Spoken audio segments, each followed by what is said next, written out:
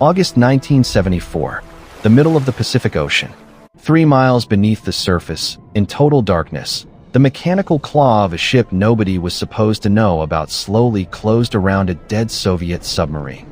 60 men were watching monitors in silence. No one breathed.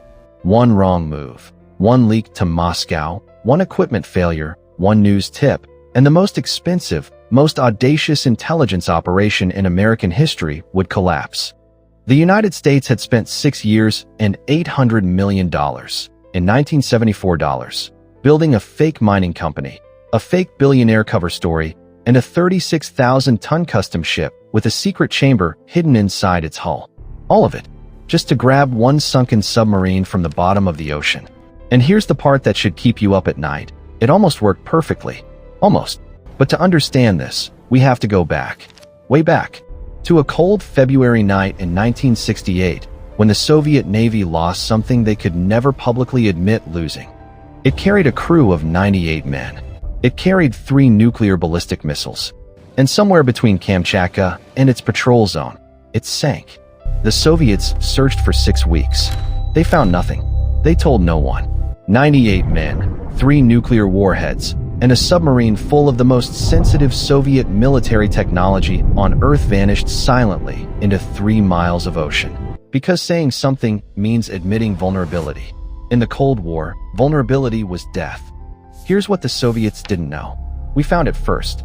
The US Navy had a classified hydroacoustic surveillance network called SOSUS, the Sound Surveillance System, a web of underwater microphones stretching across the ocean floor. On February 25, 1968, SOSUS recorded an anomalous implosion event in the North Pacific.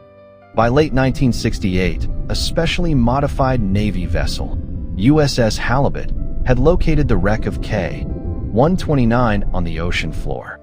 American analysts quietly cross-referenced the data. By late 1968, the CIA looked at the photographs and could not believe what they were seeing.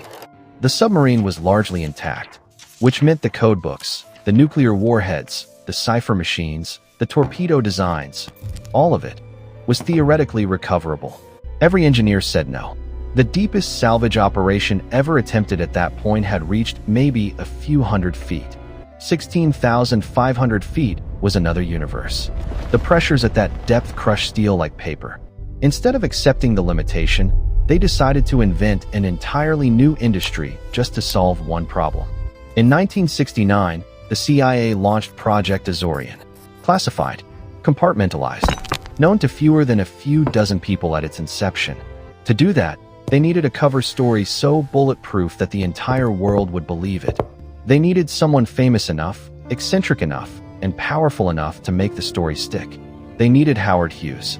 Hughes agreed to participate.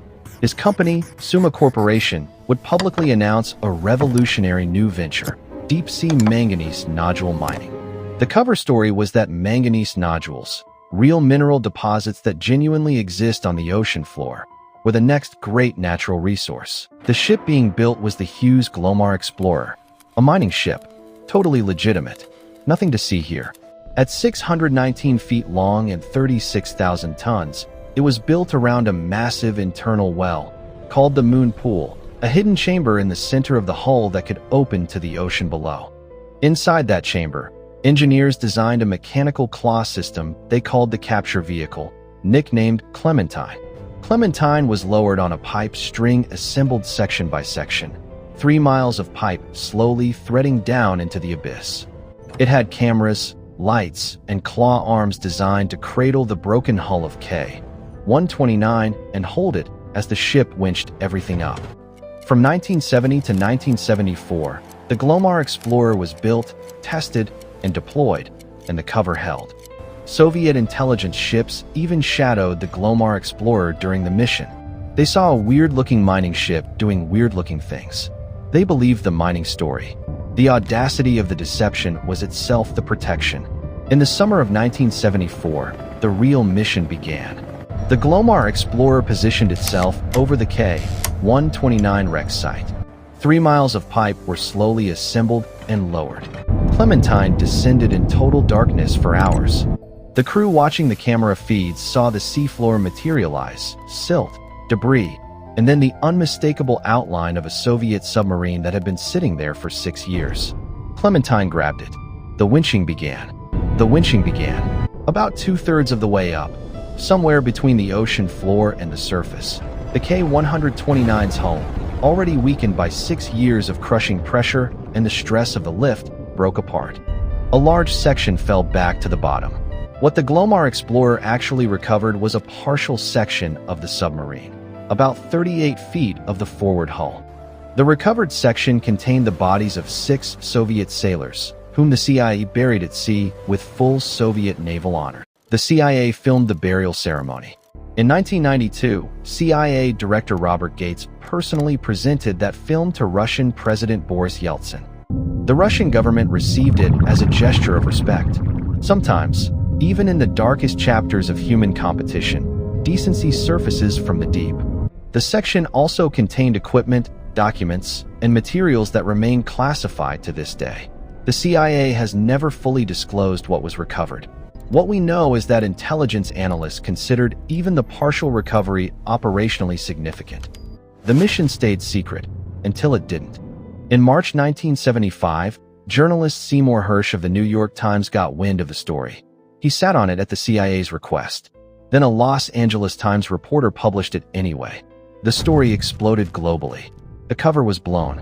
The Soviets, who had believed the mining story completely, now knew what the Americans had been doing 200 meters from their sunken sailors.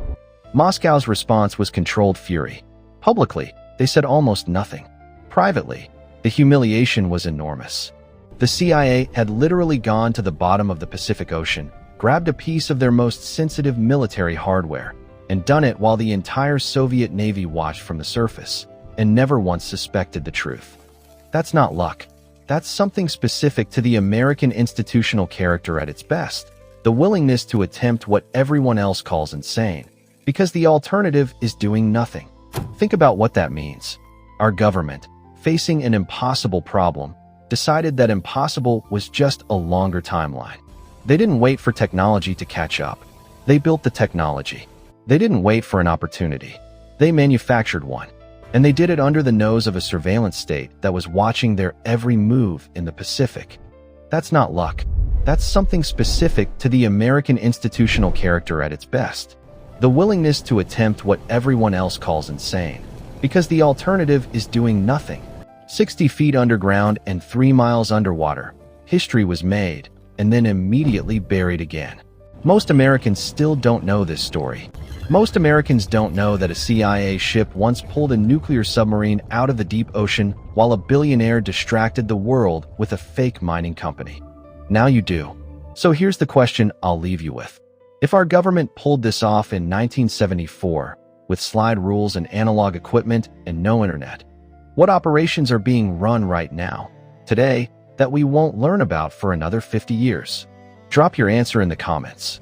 And if you think the public deserves to know more declassified stories like this one, ones that prove American ingenuity isn't dead, it's just classified, hit like, share this with someone who thinks they know everything about the Cold War, and subscribe.